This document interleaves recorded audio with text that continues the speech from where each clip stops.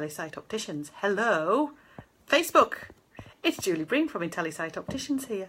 We had a bit of a lag. I'm simulcasting again because I'm off my head. Yes, Julie Breen from IntelliSight Opticians, asking questions, answering questions that are often asked in the optician's chair. I had a question last week on Facebook Live as we were just after we finished the Facebook Live session from Julie, who asked, good strong name that, good strong name Julie, asked, why does your vision sometimes get a little bit, fails a little bit when you're tired? Not everybody notices this, and usually you have to be quite tired for it to happen. Now, it could be for two reasons, and I'm not by any means diagnosing your eyes, Julie, because I can't do that. I don't know you. But this is what happens to eyes generally when you're tired. So it could be two things. It could be that your eyes are a little bit underpowered, so you're a little bit long-sighted, and either it's uncorrected, so you haven't got any glasses, or your glasses maybe need to be a bit updated. But either way, what's happening is you are having to make up a little bit of that underpoweredness, and because it's a muscular thing, you have to put the muscular effort in. As you get more tired, that muscular effort gets a lot more difficult, and your vision kind of moves, goes a little bit blurry. And the other reason that sometimes people notice when they get tired that their vision changes and it fails a little bit is to do with the way the muscles move your eyes about. Because have you ever thought about how your eyes move? And they track. So if I look at that camera and then I look at that camera, my eyes are moving. Now, it's you've got 6 muscles that move each eye. It's really, really complicated. And you've got 4 different nerves that move all the muscles. So you've got a nerve that does 3 muscles, and then the other remaining 3 have each separate nerves, and they have like branches for right and left. And it's a miracle of coordination that your eyes kind of move. It's from a muscular point of view, it's really quite difficult. And then your brain has to decide if things are moving in its visual field, whether it's your ears telling you that the thing's moving or your eyes telling you that your eyes are moving. It's really, really complicated. So anyway, generally when you're not tired, you cope really well with that. If you get tired, or if you're poorly, or if you've had a bit of a drink, your muscular coordination goes right out the window. And when you're poorly and you're really tired, you kind of knock into stuff because your coordination goes off a bit. Well, your eye coordination goes off a bit as well. And sometimes people who have quite fragile binocular vision systems, so if they've had patching when they've been kiddies at hospital, or their eyes don't work terribly, they work well together, but it's just a little bit fragile. As soon as you get something that stresses a bit, if you're a bit poorly, then sometimes eyes wander a little bit, or the whole coordination is a bit more difficult. So that's generally why your vision alters a little bit when you're tired or poorly, or you've had a little drink. So that's kind of that question that I was asked last week. This week we've had Sam's pointing at the board. Yes, right. Yes, we were going to talk about wrong control box, and if turn the aircon up, that wasn't going to do anything, was it? Right, I was going to show you some letters. Come on, there we go. Right, I'm going to have to move both. Oh, this is so. Right, okay, both cameras. There we go. So there's my letters on the chart in Twitter. There's the letters on my chart for Facebook. Now, people ask me why the people who make these charts choose particular letters, and it isn't by coincidence that it's dead easy to get them all mixed up, because they're chosen so that they're easy to get mixed up. Because some letters look quite similar. Some letters are much easier to read than others. So if you have an L, that's quite easy. If I've got a line of letters and there's an L in it, people will see that really easily. But if you've got an M or an N, they're quite difficult to mix up. So it's just so that some people are very good at guessing. They kind of what's the word I'm looking for? It'll come to me. Anyway, they kind of see things, and they kind of make that jump and realise what the letter is without really seeing it properly. So having letters that are easy to mix up means that we can differentiate whether between people who can actually see it clearly, or whether they're just like good observers or good guessers, or they're just hedging their bets, basically. I do have some people that give me like 4 options on each letter, which is silly. But hey, it happens. Right, okay, Sam's asking me another question. Assumptions.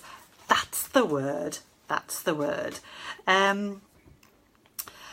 So that was one of the questions that's often asked. Another question that's often asked is about astigmatism. Because astigmatism is one of those it's another optical error. So there's long sight and short sight and people needing reading glasses, and they're all different things. And then there's astigmatism. And people have often had astigmatism explained to them by opticians previously. I'm just going to alter Twitter because I'm not happy with that angle. There. And because they'll tell me, they'll say, oh, I've got rugby ball shaped eyes. And I'm like, do you know what that means? And they're like, no. Because explaining it, I often think it's like trying to explain, if you say like, you know, astigmatism's rugby ball shaped eyes, it's like trying to translate a foreign language into English using English words that you don't know the meaning of. It doesn't make any sense. So what I'm going to do, if you've got any astigmatism, you can do this. So what I'm going to do is I'm going to show you, she said, there we go, near test, miscellaneous. Let's have a bit of miscellaneous. There we go. I'm going to show you, I don't know whether it's a fan. Right, okay. Now, I don't want to get muffled.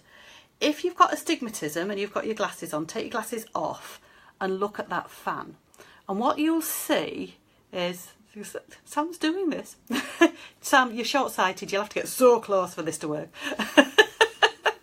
What you'll find is that lines running vertically or horizontally, or maybe this way and that way, are much clearer. Well, lines running this way will be much clearer than lines running at 90 degrees to it.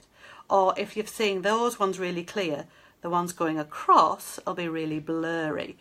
That's because astigmatism is like one thing's clear and another thing's blurry, even to you, even though they are all clear, because the power in your eye only acts in one direction, or you've got a different power in different directions. So what we have, that's where the rugby ball shape thing comes from. So what we've got to do is we've got to correct your vision with a lens where the power's different in one direction to the other direction. But what happens is I find if you're looking at something really big like a poster, and like an advertising hoarding, and you're looking at a really big letter like a letter E, sometimes the vertical bits are really clear and the horizontal bits are blurry, or vice versa. And you'll notice that kind of thing now that I've pointed it out to you. And unfortunately, if you are astigmatic, what you will find is you'll never be able to unsee it. So I'll be driving you mad for the rest of your lives. Ha ha ha ha.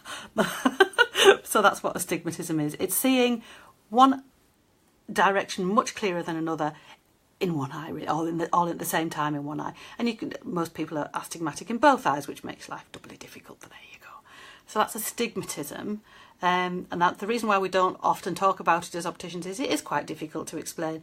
You know, it's physical optics and it's just difficult. All we do basically is we just stick a lens in there that corrects it and don't tell you about it. Right.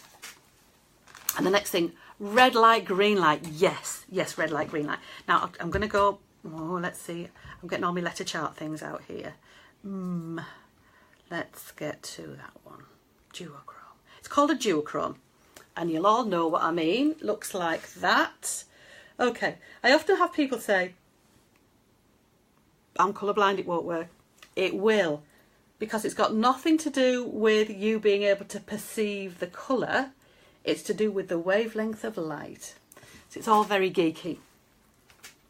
But what it is red light has a longer wavelength than green light. So green light kind of does this and red light. And it's just to do with the lenses. If we put too much positive power in the lenses in front of your eyes, you will focus the longer wavelength of the red before the shorter wavelength of the green. So you'll see red clearer. So that's a way of me knowing that I've put too many plus lenses in. And if you see the green brighter, that means it's minus lenses. It's too much minus. So the stuff with a shorter wavelength, the green, looks clearer than one with a longer red wavelength. And it just means that, and there's some tests I need to do where I need to have you focused on the green. So I need to be able to know kind of how the focusing part of your eye is working. And to make that happen, we need to have you focused on the green. So it's kind of a bit of a technical test. But it still works whether you're colourblind or not. The only difference with people who are colourblind, I have to say top and bottom instead of red or green. So the only difference, oh, right and left, depending on which kind of duochrome you're looking at. But yeah, that's how that works. Other common questions. Do you know, I can't think of anything just at the moment. Leaflet. Oh, yes. Well, this one. Okay, right. Okay. We've had this. We've been promoting these good contact lenses for Halloween. And I noticed yesterday that Moorfields, this is the famous eye hospital in London, was posting about the risks of coloured contact lenses, unlicensed coloured contact lenses that are actually being sold illegally. I don't think I've ever mentioned that it is illegal to sell contact lenses without supervision of an optician, but it is. The amount of people, but Moorfields were telling, the press release was about the amount of people who turn up at Eye Casualty, Moorfields in particular, with very, very bad eyes after Halloween and the risks of it. So I'd like to think they saw what I was going on about and issued their press release, but no, they didn't. I'm sure they didn't, because it's all, Halloween's always the same time of year every year. But yes, so Moorfields are talking about the risks of wearing unregistered, unlicensed, probably bacteria contaminated contact lenses. But I can do all of those here. So I can do like the black ones and the white ones and the ones with those ones with the pupil that's like up and down, or they don't work very well because they rotate, so you end up with wonky eyes. But the rest of them are really good. Anything else? Oh yes, I was going to talk about this, which is our January Savings Club. See, I'm all props today. The January Savings Club. It's huge. There we are, and that's the back of it. So I mentioned it last time. It's about if you need glasses kind of at the beginning of the year. Well, it'll work any time really. But if you find that purchasing spectacles is a really big outlay, but you'd really like some nice glasses, what we can do is, it's just like you just put money aside for like 5 or 10 or 15 weeks, and at the end of that you can come and you've got a nice little amount of money to buy a really nice pair of glasses. And it works really well for people who kind of at the beginning of the year really could do with some glasses, or you've noticed that your vision could do with being a little bit clearer, this time of year when it starts to get darker and your near vision gets a little bit less easy because there's less light about.